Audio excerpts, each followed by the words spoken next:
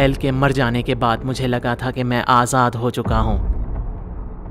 मुझे इस बात का बिल्कुल भी अंदाज़ा नहीं था कि कीरा केस के ऊपर एल ने जितनी भी जानकारी इकट्ठा की है वो सब उसने अपने पास सेव कर ली थी। पहले केस से लगाकर एल की जान जाने तक इस टेप में हर जानकारी मौजूद थी। मैं इस बात को समझ नहीं पा रहा था कि आखिर एल ने इस सारे डेटा को अपने पास सेव करके क्यों रखा हुआ था। कीरा केस के अस्तित्व में आने के बाद जितनी भी मौतें हुई थीं उन सब का ब्यौरा इस टेप में मौजूद था, पर मैं नहीं जानता था कि ये टेप किसके लिए था। कीरा इंसिडेंट के ऊपर मेरे पास जितनी भी जानकारी है वो इस टेप में मौजूद है। अगर आपके पास ये मैसेज आया है तो इसका मतलब साफ है कि मैं अब इस दुनिया में नहीं हूँ। रियोजाकी और वटारी को मरे हुए 10 दिन हो चुके थे। वटारी की ट्रू आइडेंटिटी सबको पता चल चुकी थी। असल में वटारी बहुत पैसे वाले आदमी थे। वो एक बहुत ही फेमस इन्वेंटर थे जिनके पूरी दुनिया भर में ऑर्फेनेजेस थे। लेकिन रियोजाकी यानी कि एल के बारे में अब भी सारी चीजें साफ नहीं थीं। रियोजाकी की रियल आइडेंटिटी के बारे में कोई कुछ नहीं जानता था। वटारी और एल के जाने के बाद इस बिल्डिंग को कैसे वो यूज करें ये समझ में नहीं आ रहा था। समझ में नहीं आ रहा कि एल की जगह कौन लेगा और हम उस डेथ नोट का क्या करेंगे। सब कहते हैं कि एल की जगह सिर्फ मैं ही ले सकता हूँ और कोई भी नहीं। मुझे नहीं लगता कि इसमें कोई समझदारी है। एल को कीरा ने सिर्फ इसलिए मार दिया क्योंकि वो उसके साथ पंगा ले रहा था। मैं इस तरह की कोई मुसीबत अपने सर पर नहीं लेना चाहता। फिर वहाँ मौजूद सारे लोग मुझे याद दिलाते हैं कि रियोजाकी ने भी एक बार कुछ ऐसा ही कहा था कि अगर रियोजाकी मर जाता है तो उसकी जगह लाइट यानी कि सिर्फ मैं ही ले सकता हूँ। सब लोग काफी परेशान थे और मैंने आखिरकार उन्हें वो चीज कह दी जो वो सुनना चाहते थे। ठीक है, अगर आप सब कहते हैं तो मैं तैयार हूँ, लेकिन मैं रियोजाकी की तरह बड़े बड़े रिस्क नहीं लूंगा। मैं कीरा को सीधा चैलेंज नहीं करूंगा। और मेरी ये बात सुन के मेरे डैड भी मेरी हाँ में हाँ मिलाते हैं। डैड, एक छोटी सी प्रॉब्लम है। मैं एल का और वटारी का काम अपने आप बहुत अच्छे से कर सकता हूँ, लेकिन मैं घर पर सायू और मॉम के सामने ये सारे काम नहीं कर सकता। इसलिए मैं एक अपार्टमेंट रेंट पर लेना चाहता हूँ डैड। मेरे डैड के पास हाँ करने के अलावा और कोई चारा नहीं था।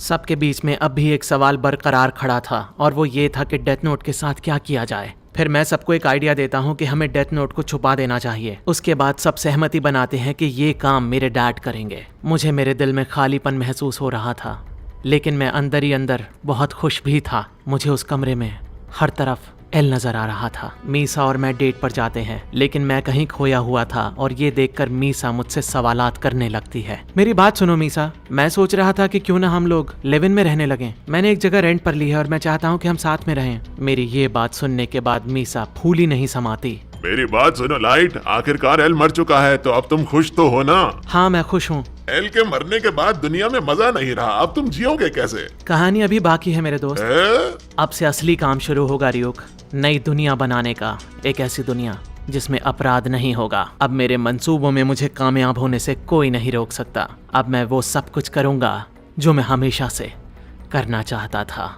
बुराई का अंत मेरे हाथ में लिखा है। हाथों में कलम और डेथ नोट की ताकत से मैं इस दुनिया को बदल के रख दूंगा।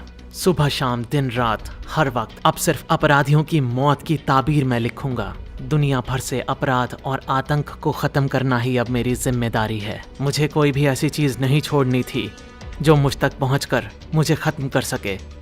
इसलिए सबसे पहले मैंने एल के करीबी लोगों को खत्म करना शुरू किया। मैंने वेडी को मार दिया। उसके बाद अगला नंबर था कॉन मैन एबर का, और इस फहरिस्त में अगला नाम था नामेकावा का। और सिर्फ नामेकावा ही नहीं, योत्सुबा ग्रुप के सारे डायरेक्टर्स को मैंने मौत के घाट उतार दिया। 23 साल की उम्र में मैं जापान की नेशनल पुलिस एजेंसी यानी कि एनपीए को ज्वाइन कर लेता हूँ। दुनिया भर में कीरा की वजह से हड़कंप मचा हुआ था। लोगों में कीरा के नाम की घबराहट भी थी और वो कहीं ना कहीं कीरा की हरकतों की वजह से खुश भी थे। बहुत सारे लोगों को ऐसा लग रहा था कि दुनिया अंधेरे की तरफ बढ़ रही है। एक ऐसी दुनिया बन रही थी जिसमें सिर्फ कीरा की चलेगी और किसी की भी नहीं चलेगी। और जो भी कीरा के खिलाफ आवाज उठाएगा उसका काम तमाम हो जाएगा। एल जाने के बाद एक संदेश छोड़कर गया था जिसको वटारी ने ट्रांसमिशन पर लगा रखा था। वो ट्रांसमिशन तय वक्त पर द वैमीज हाउस में जाने वाला था। हमारे सर्कल में सब उन्हें वटारी के नाम से जानते थे, लेकिन वटारी का असली नाम कोइलिश वैमी था। एल की मौत की खबर वहां पहुंच गई थी जहां से एल का और वटारी का बहुत पुराना रिश्ता था। कहानी अभी खत्म नहीं हुई थी, कुछ और नए किरदार जन्म ले रहे थे।